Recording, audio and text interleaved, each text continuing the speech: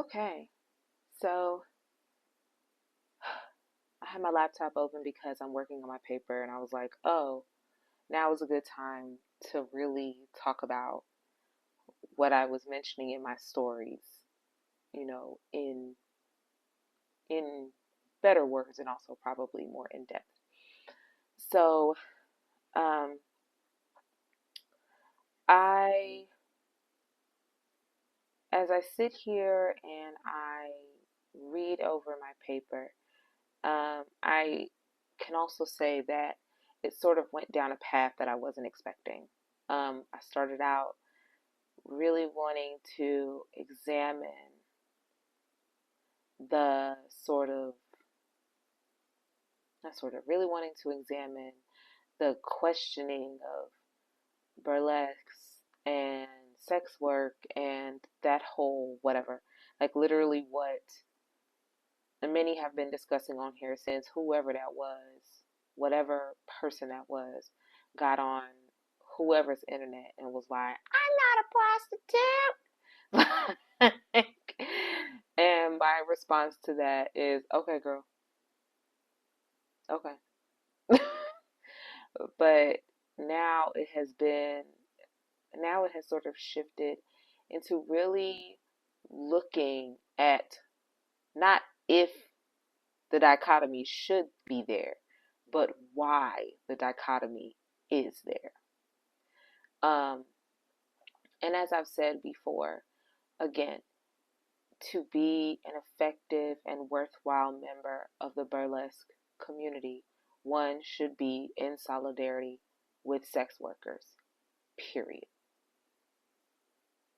That's it. But in looking at that, I wanted to say, like, I wanted to go into a why that is. And this paper is saying why that is. And so I start off with pointing out that the performing arts have always, since the beginning, been linked with the sex trade. And I'm going to say the sex trade or sex work and not prostitution. Okay. It has, ballet was once linked with the sex trade. Okay. Ballet. And ballet got to be brought higher when there was a shift in, like, they were trying to make it high art. So then the people that actually were participating in the sex trade, like in order to swing the pendulum in the opposite direction, that's what they were doing, right? They made ballet respectable by becoming what it is now, right? Or the roots of what it is now. And the same thing happened in burlesque. But I feel it necessary to emphasize that dichotomy, that I can separate myself thinking, is a luxury, again, that was only available to white women. To white women. And, people will come and they'll tell me, like, I literally had a girl in my class, like, when I was talking about something, she was like, don't twist it. And I was like, girl, if only you knew how much racism or some other ism is at the core of everything that you think. It just is that way. Racism is probably the answer. But it is this way here too. It just is. Um, I think it is important for burlesque performers,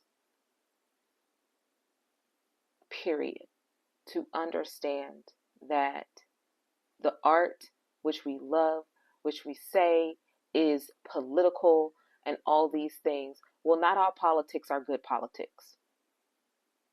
Not everything that is political is liberal or is on the political side of equity and justice. And and we can see that based on how exotic dancers are treated. There's one end of people who are like, yes, ownership, autonomy, you go, girl. And then there are others who don't think that way. And then there are still people in power who use the law to police performers' bodies. They use it to police exotic dancers' bodies. They use it to police burlesque performers' bodies. They use it to police drag kings, queens, drag peoples, drag royals' bodies. That is what it is. That is what they do. So I think it is incredibly important that when we are saying burlesque is political, to understand that all politics are not on the side of seeing you as a full human being. And that there are absolutely people participating in this art who want to separate themselves because they want to feel higher than you, because they feel they're more respectable than you. And that should adjust how you engage the art. It should make you very responsible with how you express yourself, with how it should make you aware, especially in times like these. But in that awareness, you cannot be cowardly and shirk from the truth. I literally read academic papers where people who are running burlesque clubs and halls in Chicago, one of the, the founding places of burlesque as we know it today, talking about, oh, we don't do that.